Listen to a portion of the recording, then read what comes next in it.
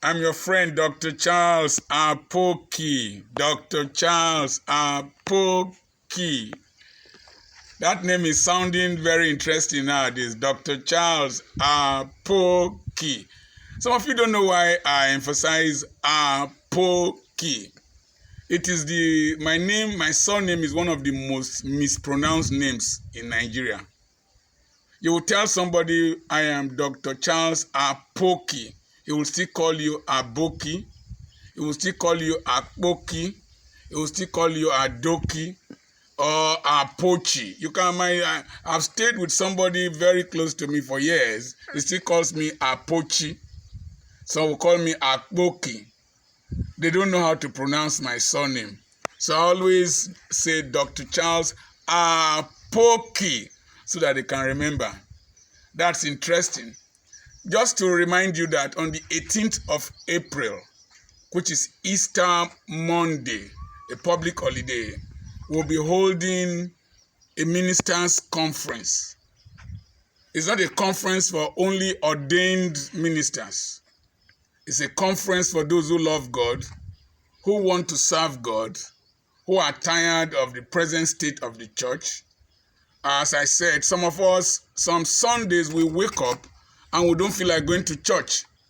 Because most times when you go to church, you see what irritates you. So we want to create a consciousness, a revival in the minds of people so that ordinary people like me, as I told you, I've never been to a Bible school. I said in one of my broadcasts, I didn't hear God call me. Maybe I received a missed call. Then I called God. God, did you call me? I'm not sure he has answered me till today, but I am just being a responsible son of God. So we're going to talk about character, content. We're going to talk about charisma, then connection to Christ. And then before we talk about cash in ministry.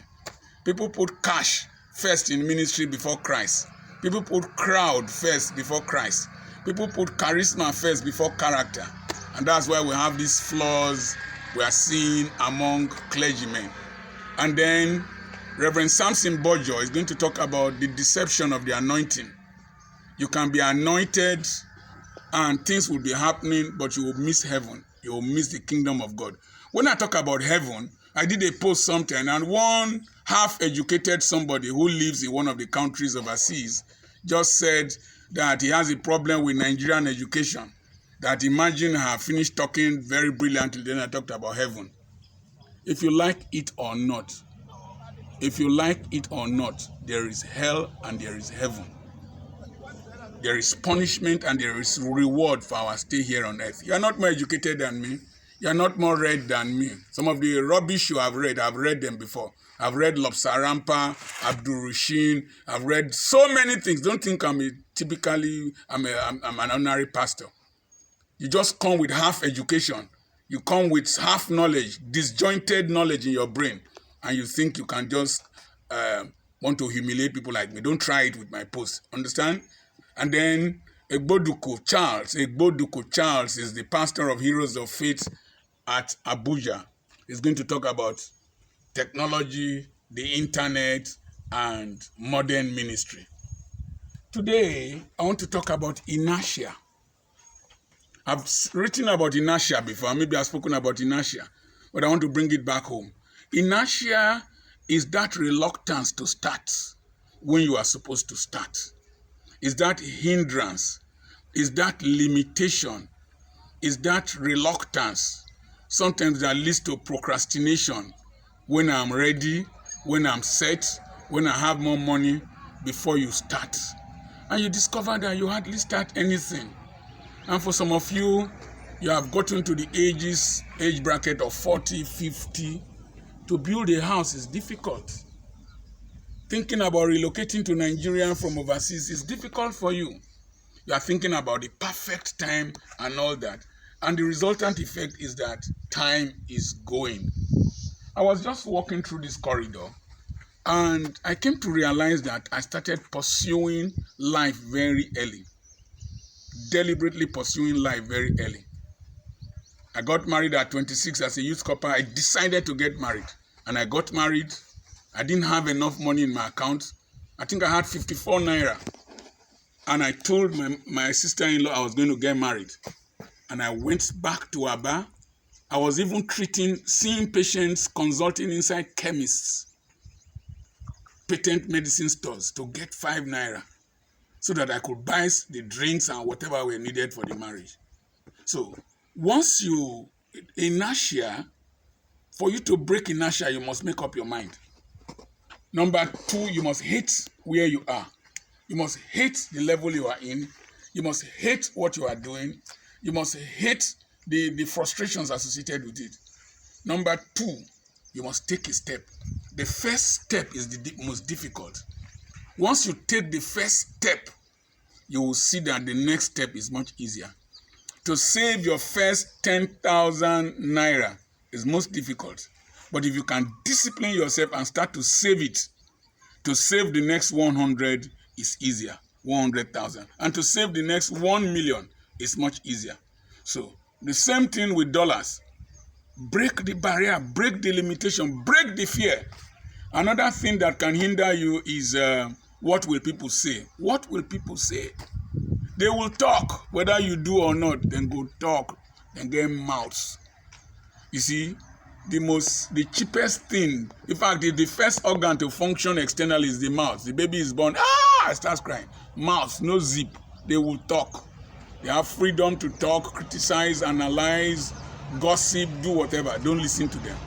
So, you must break that fear of what will people say.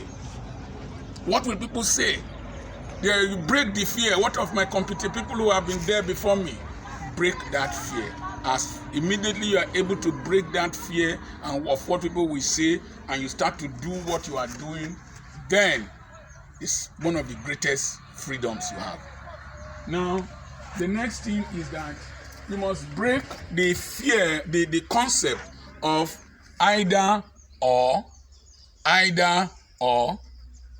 We are building one school somewhere else at Okwokoko.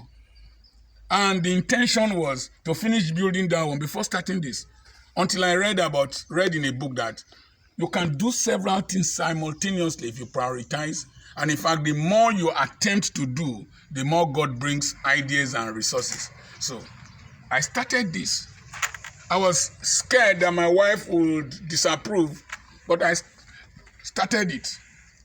And as I started it, she keyed into it, but I went ahead. The next fear is fear of failure. What if it does not work? When I wanted to lay the foundation here, I didn't have money. But I fixed the date. I told the king. I invited people. But you see, along the line, ideas of how to generate money to lay the foundation came.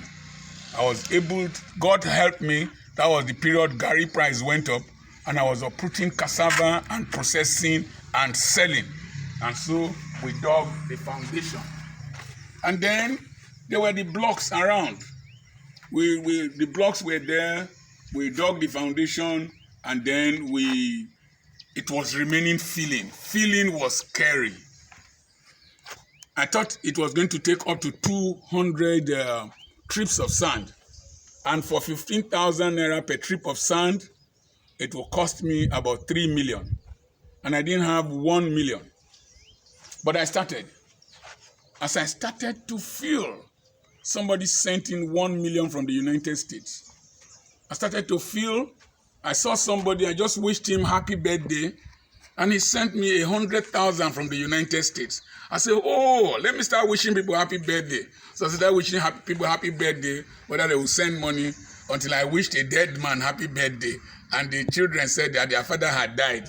So, but at least I did, and somebody gave me 100,000. Then I started appealing for support. And shame. People will say Dr. Apoki is asking for support. Dr. Apoki is asking for funds. Is that what he's doing now? I broke that shame. If I ask, I will receive. If I seek, I will find. And I asked for support. And people gave. People brought money. And the work went up, went forward. So, breaking the inertia of shame. Shame. Then, another thing about inertia is that until you really start, I've said this previously, you will never see the hand of God. Until you start, you will hardly see the move of God. God will not help you sitting down in one place. God will not help you complaining. Jesus told that paralyzed man, take up your mat and go. That man needed to break the inertia of taking up the mat and then standing up. He had never done it before. But once he attempted it, and the grace of God was there, and God was beside him, Jesus was beside him, he walked. So, take the first step. Forget what has happened. Stop complaining. Stop waiting for the environment, the atmosphere to be perfect. Just go ahead, start something, do that thing. So, breaking inertia. Then we started feeling. As we started feeling, discouragement will come. Discouragement will come. But discourage discouragement. Discourage discouragement. Every person has fears. Every person has doubts. But those who succeed are those who doubt their doubts. Those who frighten their fears, who refuse to fear their fears. And so, breaking inertia. Now, if you want to break inertia, don't look at the whole thing at once. I've always said the principle of gradualism is the nature of God. So we started piecemeal, block by block, bag by bag, and we've been going. And you have been following me up. I've been sharing these things with you.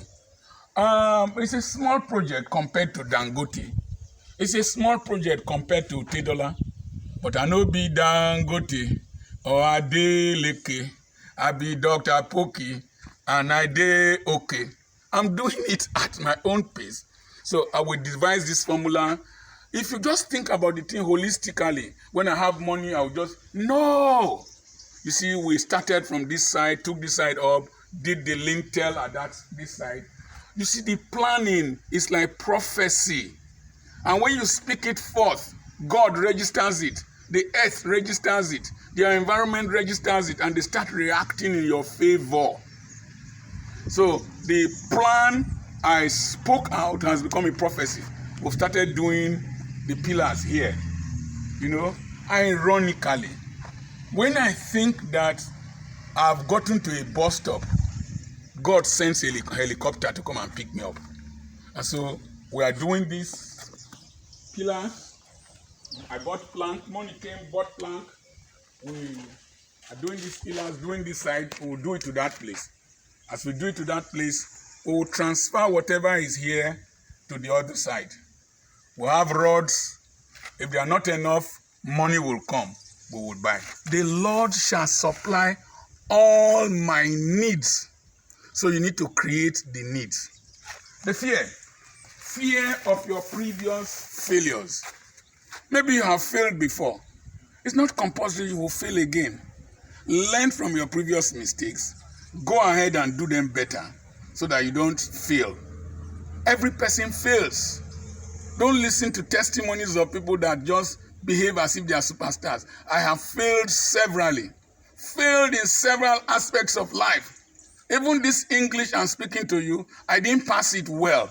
But I refuse to allow it stop me speaking to you. At least I'm communicating.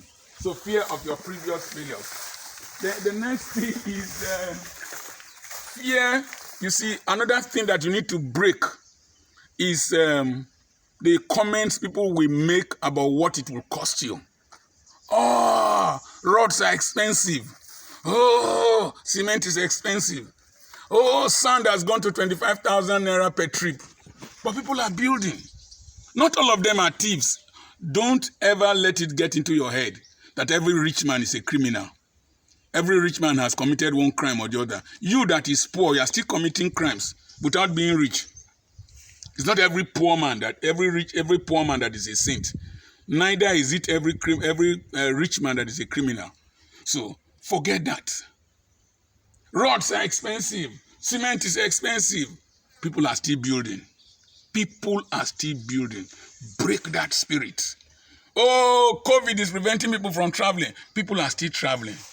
Oh, there's war in Ukraine. Some people are still living inside the Ukraine. Even though some have left. American embassy is congested. People are still going to America.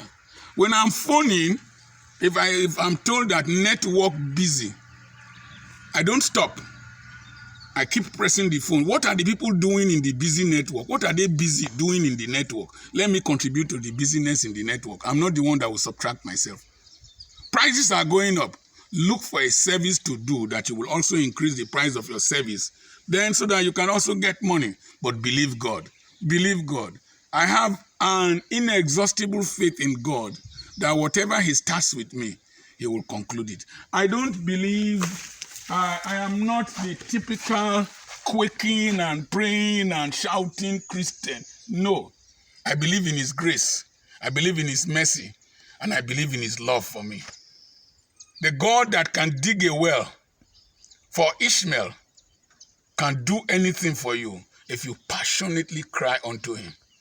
Ishmael, God dug a fresh well. If there was well there before, people would have been fetching water there.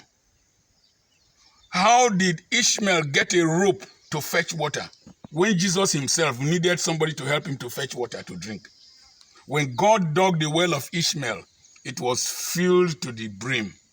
So the container of Abraham that finished, that the water finished from, he used it to fetch water. Abraham's water will finish. Your pension money will finish. Is it 4041K or so you call it in the United States? Might not sustain you. Your retirement benefit in Nigeria might finish. Your whatever might finish. But God can dig a fresh well. What I have found here is that it is not necessarily what I do that brings the money. It is the grace of God. I can take a step, God will amplify it. He gives me an idea, I put it into practice, new ideas, grandchildren ideas will come. Can we for once trust God to do things for us, to help us fulfill our dreams?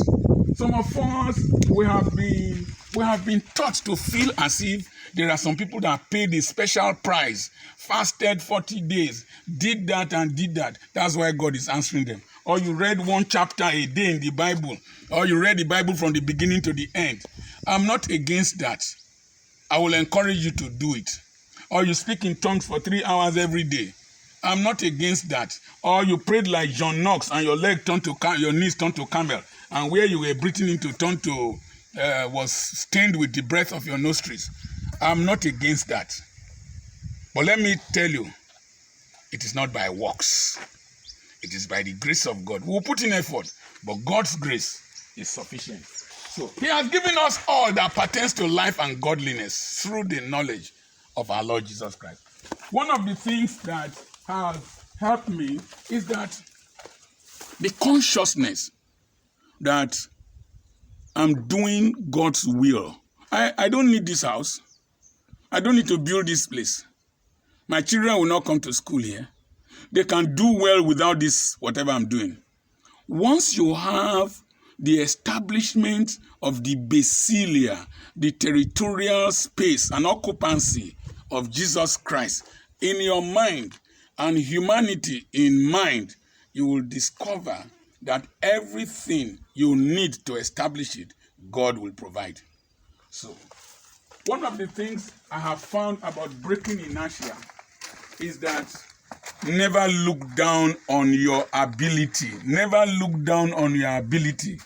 Don't rate yourself as society has rated you. Don't rate yourself as your past has rated you. Don't rate yourself based on formula that people have used before. I did a broadcast yesterday. Can you imagine one of the broadcasts I did from the boot of the Hilux truck has gone very far. This t-shirt I'm wearing, Dr. Nong, I can't pronounce the name well, in Adelaide, Australia, bought it from me in 2015. Jeans. There's no tie, no agbada, this bush. But you're listening to me. I'm still getting the results I would have gotten if I was preaching on television. For me to preach on television, it will have cost me ₦1 million every year. But this one is costing me less.